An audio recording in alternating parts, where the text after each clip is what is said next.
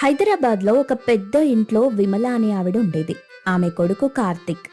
కార్తిక్ చిన్నప్పుడే తండ్రి చనిపోవడంతో అతన్ని జాగ్రత్తగా పెంచింది. ఆస్తులు అంతస్తులు ఉన్నాయి కాబట్టి పెద్ద ఇబ్బందులేమీ ఎదురవ్వలేదు.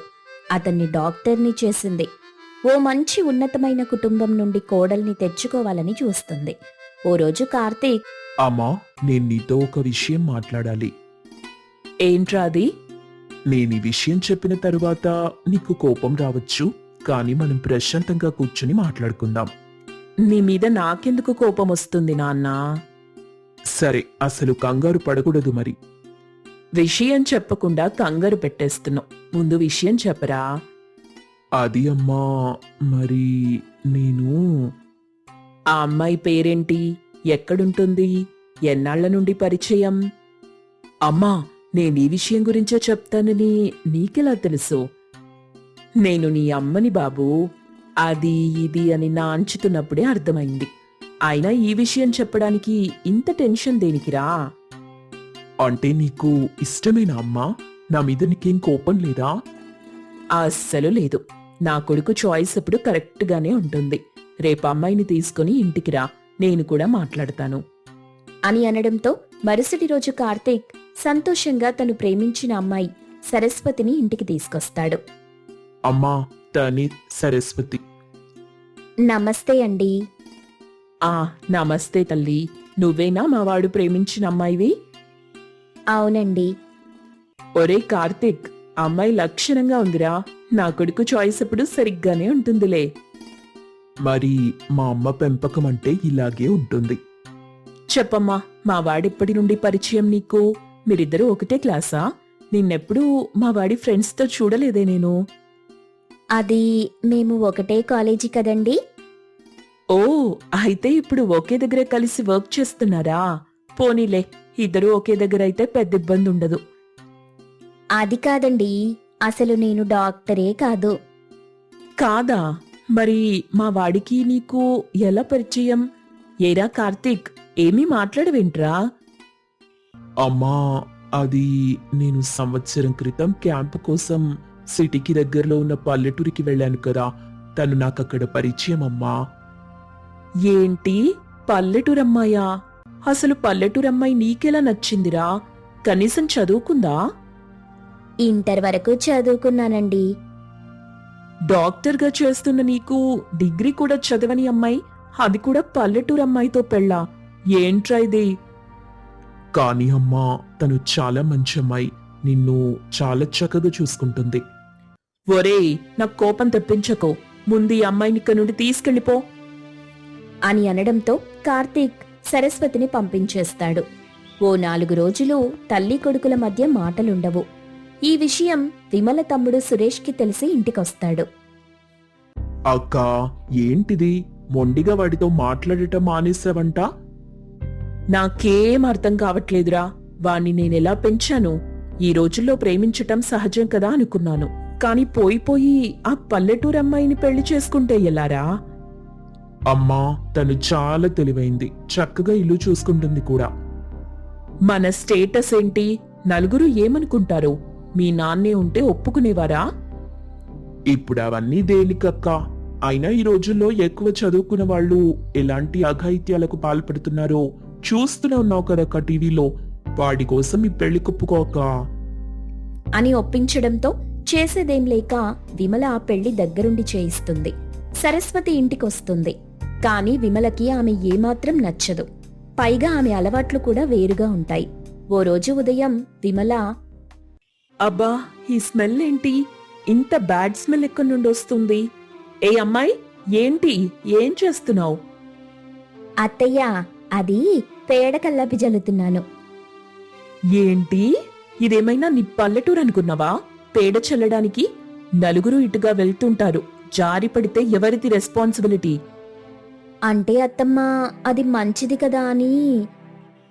ఏంటి మంచి? పట్నంలో కొన్ని పద్ధతులుంటాయి. ఛ, నా కొడుకు నిన్నెలా ప్రేమించాడో ఏంటో అని విసుక్కుంటూ ఉంది. అలా ప్రతి పనికి కసురుకుంటుంది. దాంతో సరస్వతి బాధపడుతుంది. అది కార్తీక్ అర్థం చేసుకుంటాడు. సరస్వతి, నువ్వేం బాధపడకు. తొందరలోనే అమ్మ నిన్ను అర్థం చేసుకుంటుంది. నాకా నమ్మకం లేదండి. మరేం పర్లేదు, ఇది పట్నం కదా, మనం కొంచెం జాగ్రత్తగా ఉండాలి. అంటే నాకు తెలీదు కదా, ఊళ్ళో ఉన్నట్టే ఇక్కడ కూడా ఉంటుందనుకున్నా. ఏం కాదులే, నేనున్నాను కదా, నేను చెప్తాను. అమ్మ కోపంలో ఏమైనా అంటే బాధపడకు. సరేనండి. మరుసటి రోజు వంటగదిలో విమల తన కోసం టిఫిన్ సిద్ధం చేసుకుంటూ ఉంది. అత్తమ్మ, నేను వంట చేస్తాను, మీరు విశ్రాంతి తీసుకోండి. నువ్వు వండిన పల్లెటూరి కూరలు ఇక్కడి వాళ్ళకి నచ్చుతాయనుకుంటున్నావా? మేము నీ వంటలేం తినము. పట్నంలో తినే ఆహారం వేరేగా ఉంటుంది. అమ్మా, ఒకసారి వండనివ్వు. నాకు తను వండే వంటలంటే చాలా ఇష్టం. నీకు నచ్చితే చాలనుకుంటున్నావా? అది కాదమ్మా.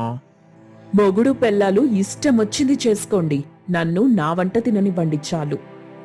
దానికి సరస్వతి బాధపడినా వేడివేడిగా కూరలు వండి తెస్తుంది. వాసనతోనే కార్తీక్ ఆనందిస్తాడు. వావ్ అమ్మా, ఈ కూర తింటే పల్లెటూరు గుర్తొస్తుంది. అది గుర్తొచ్చేది బాగానే ఉంటుంది, కానీ మనకి పల్లెటూరి కోడలు పనికిరాదని ఇంకా అర్థం కాలేదు నీకు. ఏంటమ్మా నువ్వు? తన వల్ల ఏమైనా ఇబ్బందులు వస్తున్నాయా చెప్పు. అసలు పట్నం పద్ధతులు ఒక్కటైనా తెలుసా తనకి? రేపు ఇంటికి గెస్ట్లు వస్తున్నారు. వాళ్ళందరికీ నేను ఈ పల్లెటూరు అమ్మాయిని ఎలా పరిచయం చెయ్యాలి?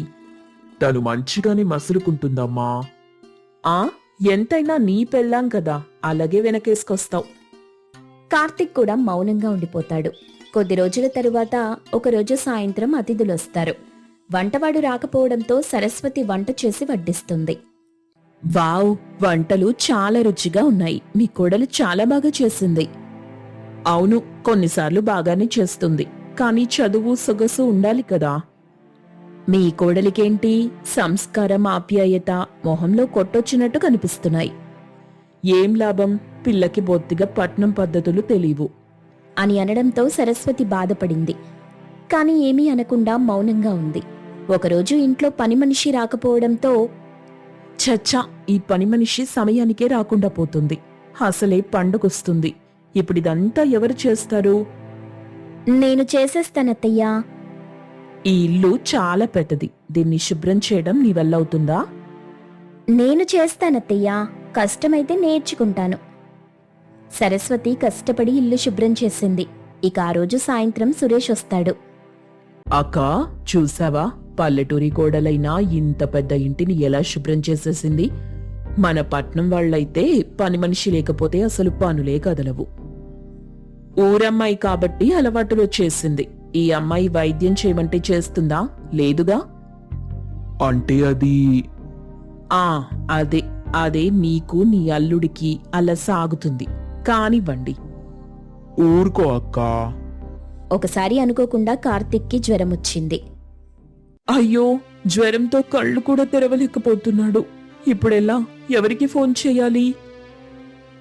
అత్తమ్మా, నేనింటి వైద్యంతో చక్కబెట్టేస్తాను నీకేం తెలుసు వైద్యం? అని అనేలోపే సరస్వతి కషాయం చేసి జాగ్రత్తగా తనే కార్తీక్కి తాగిస్తుంది. రాత్రికి కార్తీక్ జ్వరం తగ్గిపోతుంది. అమ్మా, చూసావా తనెంత శ్రద్ధగా చూసుకుందో? అక్కా, చదువు మాత్రమే కాదు, మనసు కూడా ఉండాలి. చూడు ఎంత తెలివిగా వ్యవహరించిందో. ఇక పొగిడింది చాల్లే అని వెళ్ళిపోయింది విమల. విమల మనసు క్రమంగా మారుతూ ఉంది, కాని అహంకారం వదల్లేక మౌనంగా ఉంది. ఈసారి ఇంట్లో పెద్ద విందు. వంటవాడు మళ్లీ రాలేదు. ఛ, ఈ వంట వాళ్ళు కూడా సమయానికి రాకుండా పోతారు. అప్పుడంటే ఏదో నలుగురొచ్చారు. ఆ అమ్మాయి వండేసింది. ఇప్పుడు 40 మంది. ఎలాగో ఏంటో. అత్తమ్మా, మీరు కంగారు పడొద్దు, నేను చూసుకుంటాను నువ్వొక్కదానివే ఉన్నావు, 40 మందికి ఎలా వండుతావు? అని అడిగేలోపే సరస్వతి ఒక్కతే వంటగదిలోకెళ్లి 4 గంటల్లోనే విందు సిద్ధం చేసేసింది. అన్ని రుచిగా ఉంటాయి. అతిథులంతా ప్రశంసిస్తారు. వావ్, నీ కోడలు నిజంగా గ్రేట్. ఇలాంటి వాళ్ళు ఇంటి గౌరవం పెంచుతారు. అవును, నిజమేనేమో. సందేహం అక్కర్లేదు విమల, ఆమె అన్నపూర్ణతో సమానం అని పొగుడుతూనే ఉంటారు. విమల ఆలోచనలు కూడా మారిపోతాయి. ఇక అతిథులంతా వెళ్లిపోయిన తరువాత సరస్వతి, నేను మొదటి నుండి నిన్ను తక్కువగానే చూశాను. నువ్వు పల్లెటూరి కోడలివని అనుకున్నాను. కానీ నీ శ్రద్ధ, నిజాయితీ, నీ వంట తీరు నన్ను మార్చేశాయి. అత్తమ్మా, నేనెప్పుడూ మిమ్మల్ని గౌరవిస్తాను. మీరు నన్ను అంగీకరిస్తే అంతే చాలు. ఇక ముందు నువ్వు నా కోడలు కాదు, నా కూతురువి, సరేనా? అమ్మయ్యా, మొత్తానికి నా పెళ్ళాం నిన్ను కూడా పడేసిందన్నమాట. సురేష్ కూడా చిరునవ్వు చిందిస్తాడు. పల్లెటూరి కోడలు పట్నమత్త మధ్య మొదట దూరం ఉన్నా నిజమైన అభిమానం, కృషి, ప్రేమ వల్ల ఆ దూరం దగ్గరవుతుంది.